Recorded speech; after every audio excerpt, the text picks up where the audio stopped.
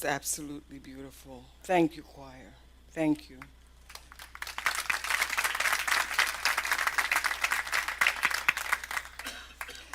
It's a day of great beauty. I am Ifesinachi Naana, and I am called Naana, and I'm also called Senachi. And you can choose. Don't call me late for dinner. I'm a licensed practitioner here at the center, and I am from the Virgin Islands. And I came here really seeking asylum. There was no program for me, but I came here seeking asylum from childhood trauma. I was 17, 2 weeks out of high school, and I had always dreamed of coming to the United States, and specifically to New York. New York was the United States. And so I really didn't know where I was going. I was coming to go to school. I didn't know where, relatively speaking, the city was, but I knew I was going to be there, and I had seen myself there, even though I had had guidance counselors try to discourage me and to deflect my choices, but I stuck to this school. And I got there, and I graduated, and had student loans, went to work, spent many years in corporate America, retired. From the mortgage industry, I retired. That was not where I started. And now I am a ministerial student here in our teaching. And I've also had the great experience of serving as a chaplain, where I've learned many lessons for life, on top of all that I've been learning all along. So we're talking about love and family, and they're close together. So we're going to just launch from there. I want to say thank you to you all for having me here. I want to say thank you to my family. And I have my 2 sons, and my grandson is in the back. I have my sister, Rondell, and my partner, Walter, all here to support me. And I have the support of my friends and in the center here. But one of the lessons that I learned was about cooking. I love to cook. I cook nearly every day, and now it's only for 1 or 2 people, but I cook still. And I get great satisfaction out of that. That's my grandson. He's 1, he's having maternal separation anxiety, so we can't take him too far away. He has to stay close to the mother energy. He's with his dad right now. Okay, so it keeps me engaged and improving because I love how people are satisfied. Cooking is love. Cooking is service, and we all have to eat anyway, so let's eat good, okay? My children enjoyed my cooking, and they always asked me why our food was different, and I would say, I used the secret ingredient, and they continue, what's the secret ingredient? What's the secret ingredient? Eventually, I told them it was love. And love makes things taste better, makes things better all around, and and it has also served me well in cooking as well as in life. I chose motherhood, and I think it was a good decision. It continues to feed me, and I didn't realize while I was raising my children how much their love for me was healing me from my own childhood, opening me up to be more loving, teaching me lessons of patience and compassion, peace. And I thank my children. I thank them for being my children. As I frequently would say to them, we don't get to choose our children, but if we could, I'd choose the 2 of you again. I prayed a lot during the child-rearing years. It was not easy. But today, I bask in the light of grandparenthood. I have 2 beautiful grandchildren. One is in the back. You'll hear him from time to time. And I have, his name is Tahir, and I have an 8-year-old granddaughter, Hassana. And they keep me on my toes, and they also are part of how I can now have a happy childhood. It's never too late. I come from a very large family. We are not a 2.5 children grouping. My father came from a large family. There were 14 of them, and there are nearly 20 of us. But family is a lot of who I am. It has shaped me. It has taught me a lot about children, and it has affected how I raise my children. I give thanks, though, because we had to learn to be grateful. Resources spread that thin. We had to be grateful. And it was later on as an adult that I really got the understanding of gratitude. I understood the lessons from my childhood about gratitude. And I see it really as one of those foundational principles. The seed that is planted today will bear fruit tomorrow, and I am glad for the fruits of gratitude. My mother was absent most of my childhood, and really it was not until I became a mother and I called her to tell her that she was a grandmother that our relationship started. And she asked me why had I not been there. And I had really grown up without her, so she wasn't there. But I was never lacking in mothers. I was mothered, mentored, ushered, reprimanded, praised by the women around me. The village concept really was still at work when I was a child growing up. Today I called my mother, and she's my staunchest supporter and she's my staunchest critic and my strongest supporter. She will tell me straight. And it was really funny that I wished her Happy Mother's Day and told her that I was glad, I was happy that she had been my mother. And she wished me Happy Mother's Day. And that was a twist because usually you go Happy Mother's Day. Oh, thank you, Mommy. But we were exchanging Mother's Day greeting. My mother is really very special to me. And one of the things where my gratitude lies is that she chose to bring me forth. She did not necessarily choose to get pregnant, but she chose to bring me forth. She was 14 when I was born. And today she's 82. She is my sole surviving parent. I lost my father last year in September. He was just shy of 90. I am blessed to have had parents like I've had because of the lessons that came out of them raising me. And so I want to share a little bit about parents and our relationships, and I'm going to segue to our founder, Ernest Holmes. And this comes from the teachings of Jesus, the Father, Mother, God. It is related that while Jesus was talking, he was told that that his mother and brethren waited to speak with him. But he answered, saying unto him who told him, Who is my mother, and who are my brethren? He then told them that whoever does the will of God is his mother, sister, and brother. We are not to suppose by this that he did not care for his earthly parents or friends. He was explaining that anyone who lives in the harmony with truth automatically becomes the brother, the sister, or the mother of all. This is a lesson in the brotherhood of man. God is the androgynous principle, the father, mother of all. Our earthly parents symbolize this heavenly parentage. Jesus was a consciously cosmic soul who recognized his unity with all. He knew that love must be universal before it can reach maturity. Hence, he said that all who live in harmony with the truth are brothers in it. Today, as we celebrate the feminine energy, which motherhood is a part of it, we know that we can't really speak of the feminine without the masculine, because it is all one, it is all God, it is each and every single one of us. And so we reference the Mother, Father, God. The feminine energy is a universal principle separate from the others. The feminine energy is viewed as a universal principle separate and apart from gender roles.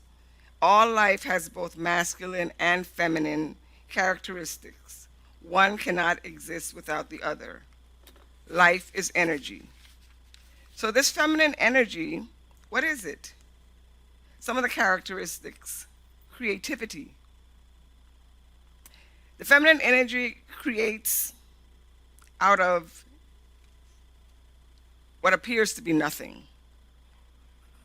Okay, it can take, if you think of the female body, you plant a seed, it's germinated for 9 months, and it produces an entire vehicle that houses a conscious being for the remainder of its life.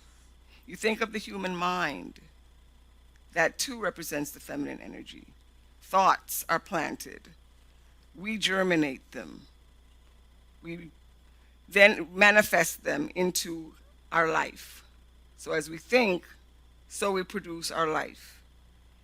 Our minds can take thought and receive a suggestion, plant it in consciousness, feed it for a lifetime, even if the idea is false. And we can manifest heaven or hell.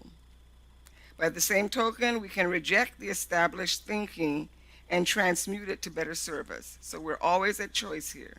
We have the free will over what we hold to create the life we love. And I don't know about you, but I wanted to have a loving, better life. And that is what I have dedicated myself to doing, to being, to supporting, to engendering in others all around me. It's not always easy, but it's the right thing to do. The feminine energy is also our feelings, and our feelings, our emotions, plus our thoughts are what will generate our life. So even when we have ideas that come to us that are crazy, I call that being up in the crazy tree, we don't necessarily have to hold on and own them. It is only when we own them that they take root. Lots of ideas come, as you know, in meditation, another feminine activity.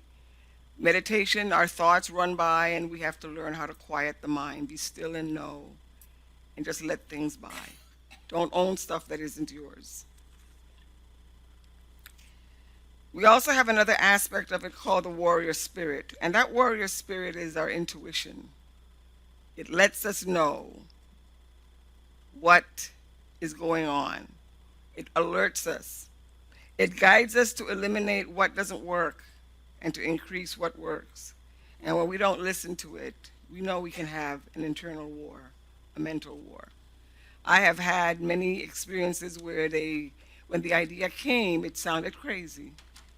And I learned over time, go with the crazy idea, because really it's my crazy mind perception of God's perfect idea. And that works out, whereas when I go on my own, then I'm really gnashing and thrashing about, wondering, why didn't I? Something told me. And so we attract both pleasant and unpleasant opportunities for transformation, especially when we're facing changes. I did with retirement, still adjusting, employment and relationships, or even when selecting a new spiritual director, we know that the warrior spirit is working for us. Change can bring much higher purpose. To work with this energy, we must be open to change as a catalyst for good and learn to identify the lessons it bears rather than be distracted by our emotions. There were many things that I did not particularly enjoy about my childhood, and I came to a place where I had to make a decision. And it came to me when I was in a workshop, and I saw a person who at that time was about 20 years older than I am, and she was still troubled and plagued by childhood issues. I too was troubled and plagued by childhood issues, and I was unhappy, and I knew that I was unhappy, and I knew I no longer wanted to be unhappy, but I wasn't sure what the pathway was to make that change. But I listened to the woman talk, and in that moment I said, do I want to be her age, still telling the same story that I had been telling all of my life? And when I said no, I stood up, I opened my mouth, because what had happened was unspeakable. I opened my mouth and I professed, I confessed, I spoke. The fear that I had lived with had been one such that if I told anyone, I would be rejected. I would be run out of town. And quite the opposite happened. There were 125 people in that workshop with me. 125 people as a group hug is quite overwhelming. But I know that when 125 of those people stepped away, each one of them had taken a piece of the pain, the shame, the embarrassment, the upset that I had carried with that experience. And that was the beginning of my walk of liberation from that. And I am so grateful that I spoke up. I am so grateful for all of those people who loved me enough to hug me and to take that from me. It was love. It was love that was there. And love comes from strangers, because really we're not strangers. I just say, people we haven't met yet. But I am grateful. And I know from that, my walk, my conscious walk in this teaching began. I didn't know of this teaching until nearly 10 years ago, here at the center. But I had been at another church with New Thought Christianity, and I also had been being prepared. I can look back and see the preparation. While I was in there, I did not experience preparation. And I also experienced fear. And we know that fear and love can't live in the same space. So we either loving or fearing, and I'm choosing loving. And sometimes I miss the mark, but I choose loving anyway. I know that the assurance that I get from the Bible, because I was raised in a traditional Christian home. I was Catholic. But then again, I've been Catholic. I went to the Lutheran church because my mother is Catholic, my father's Lutheran. I went to an Anglican school. I've been Buddhist. I've been Muslim. And now I'm back. So the thing was that everywhere I searched, I found that God was present. So my thing was, let me at least understand the language. So it's love, and we know that God is love. We know that God loves us and God is the love. And we also know that things that are formed against us don't prosper without our permission. I lived that. And once I no longer gave that thing permission to be in my life, I cannot really even begin to express the joy and the growth and just the expansion that has been there for me. I know that love is not static. I had a desire that I prayed that the people who had been the ones who had hurt me, that things would change before they, and especially my father, before he left the earth.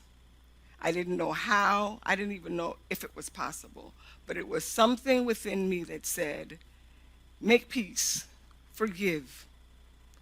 And one of the things in being a practitioner, I give thanks because that load, that blockage had to move out of the way so that love could fill me and that I could be present with the people that I serve.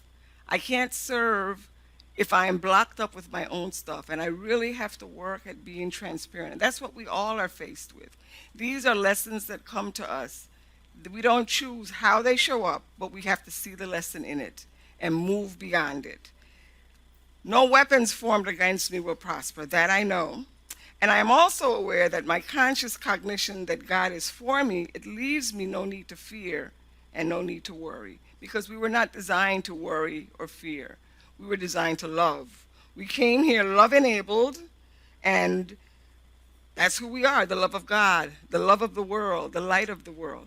Do you know that I Googled love in the Bible, and love shows up no less than 344 times. The word love or its derivatives. So it's pretty important stuff. It's pretty important stuff. We know that it is not static, it is compelling and energizing and transforming. It was from a place of divine contemplation that Mother, Father, God, the self-evident one with no beginning, no end, which is what love is, no beginning, no end. We can't outlove the source. Gave of itself to creation and mankind This creation continues to occur, and we're marinated in this love. We come here to be love in action. Mother never leaves us. Mother never forsakes us. And whatever we're going through, there is, no matter how faint we perceive it to be, there is still a thread of love that is there.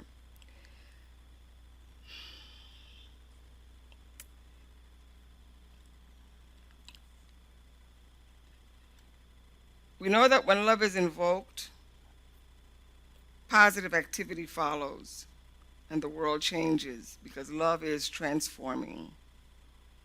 Think of how much better our days are when we have our treatment, set the tone, and we go into traffic and we are in our love bubble, not the car, but our love bubble, and we can drive past all of the mess and the stuff and the distraction without being pulled into it.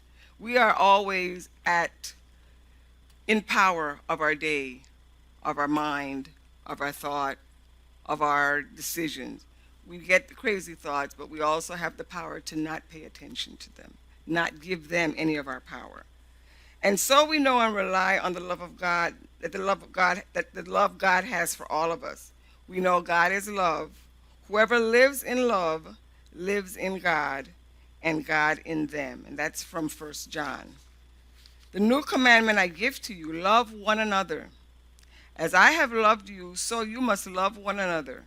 By this, everyone will know that you are my disciples if you love one another.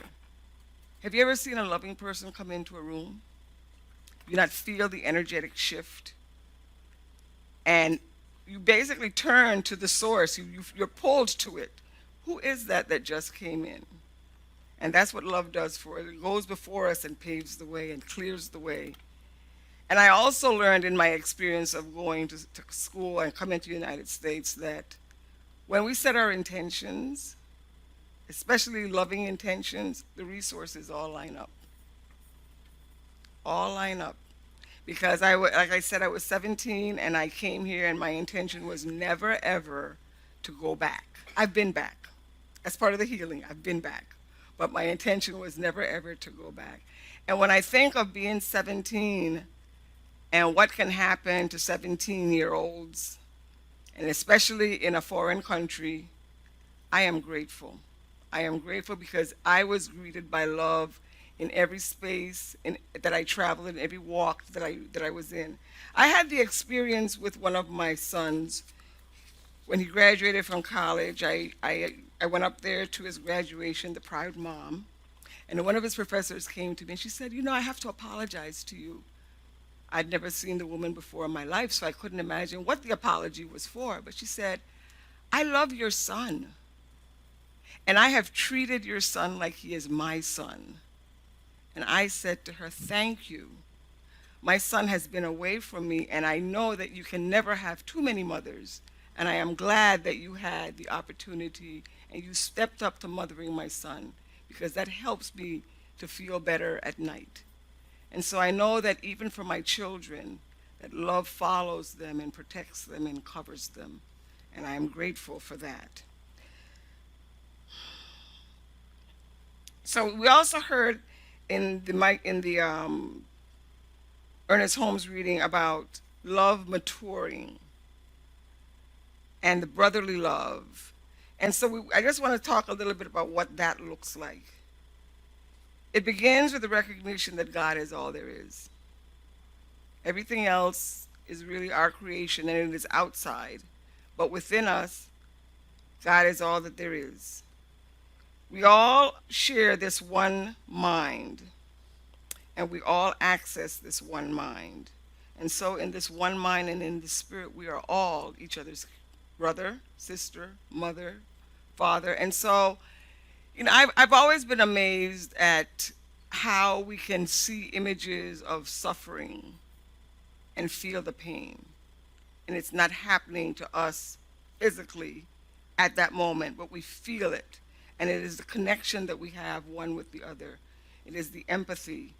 It is the ability that we have to to just be with each other. And I think that when love comes into that, that's how people are moved into action, because love does that for us.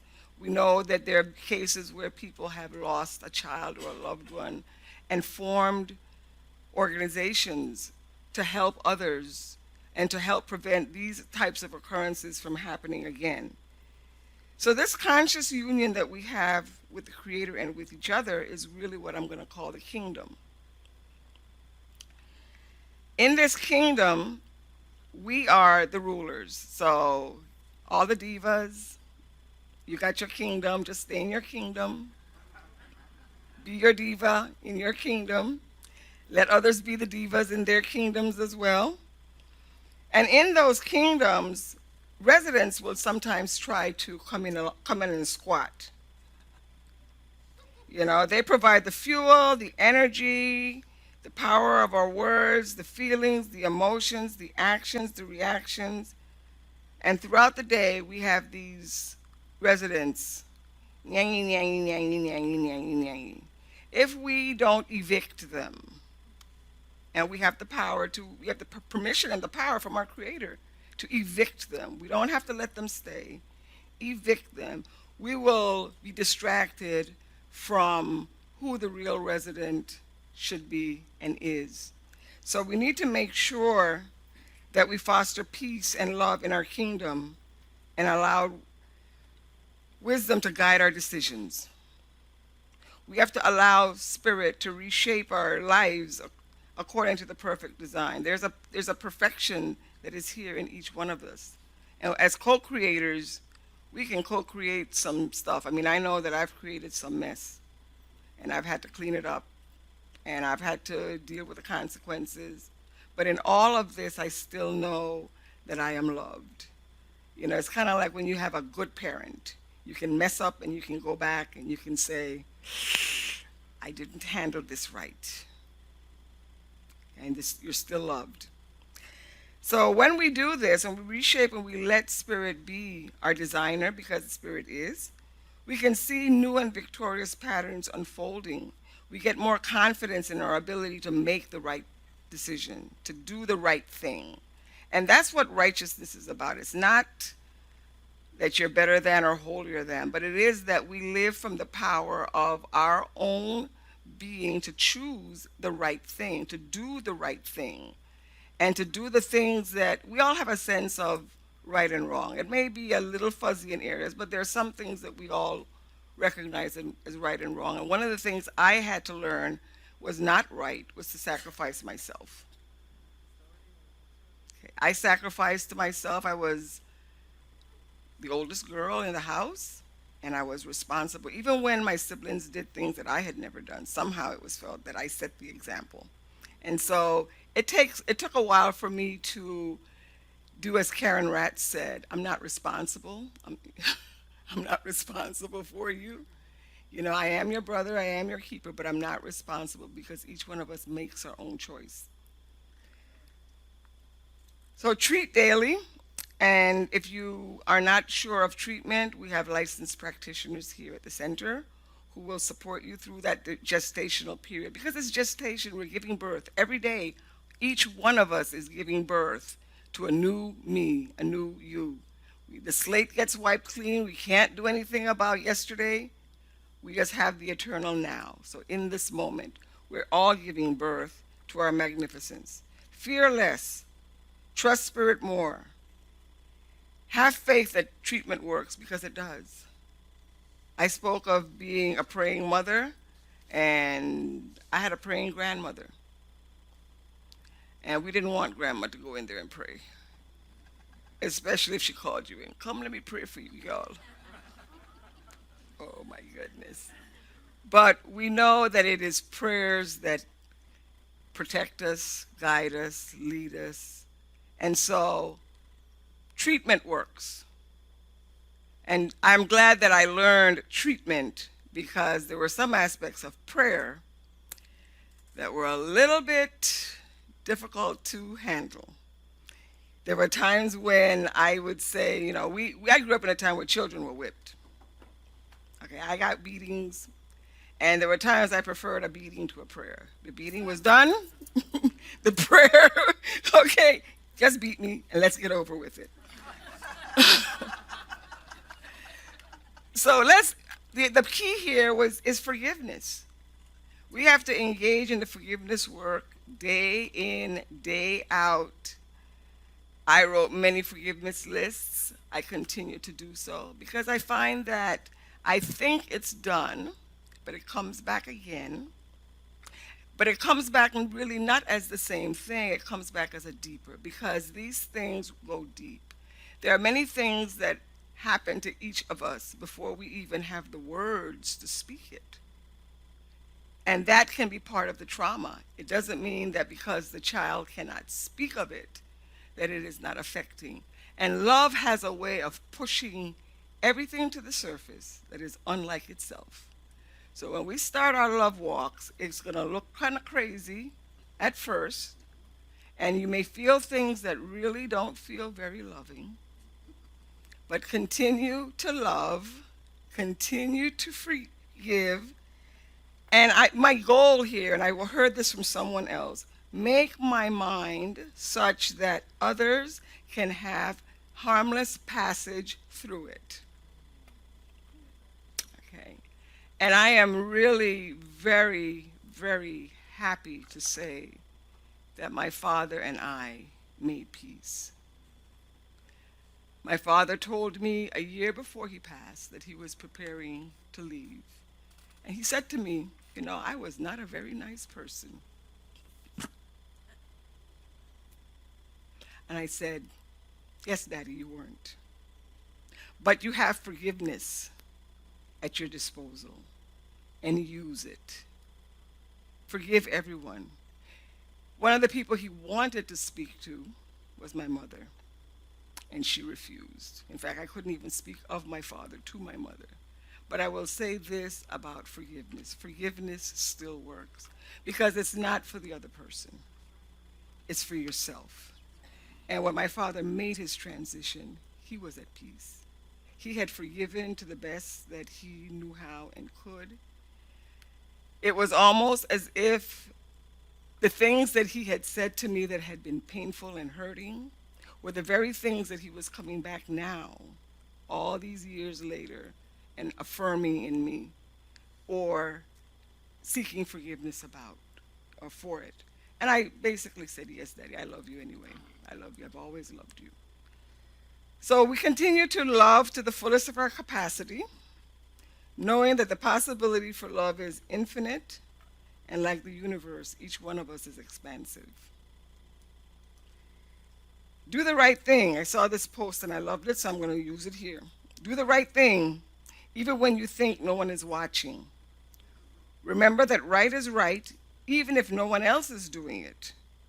Wrong is wrong, even if everyone is doing it. So in closing, I would like to share with you a prayer from Ephesians, which I think is very appropriate for us this day. I pray that out of his glorious riches he may strengthen you with power through his Spirit in your inner being, so that Christ may dwell in your hearts through faith.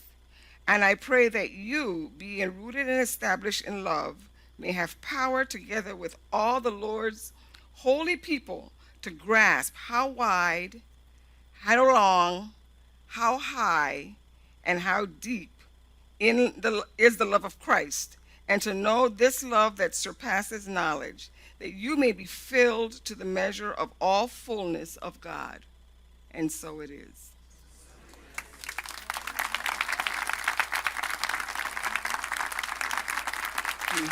Thank you.